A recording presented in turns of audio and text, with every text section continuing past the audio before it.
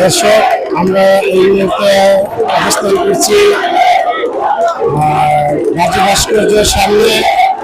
এখানে ঢাকা বিশ্ববিদ্যালয় রাজু ভাস্কর্যের প্রতিটা মুখ এবং প্রতিটা পয়েন্টে পয়েন্টে ছাত্রদের যে স্লোগানে মুখরিত এই আজ রাজু ভাস্কর্যের এরিয়া, সেখানে তাদের স্লোগানে একটাই দাবি উঠেছে, তারা এক দফা এক দাবি নিয়ে নেমেছে।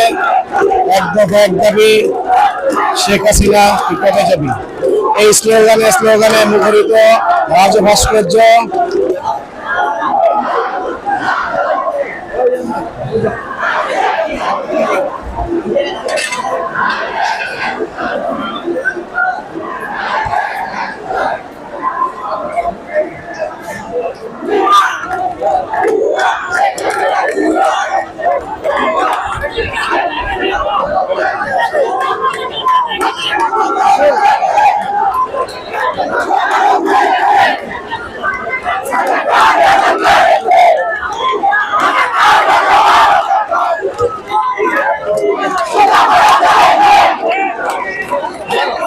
সেই সকাল থেকে ছাত্ররা অবস্থান করছে রাজু ভাস্কর্যের সামনে।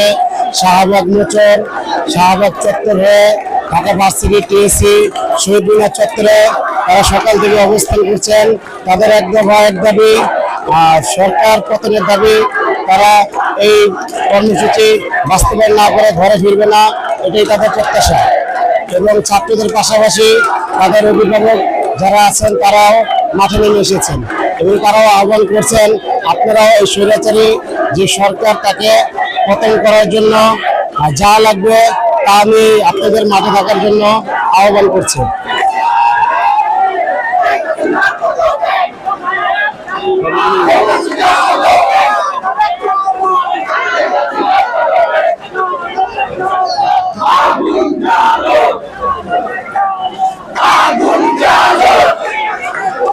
এই মিছিল থেকে, এই স্লোগান থেকে সরকারকে কি জানিয়ে দিতে চাচ্ছেন?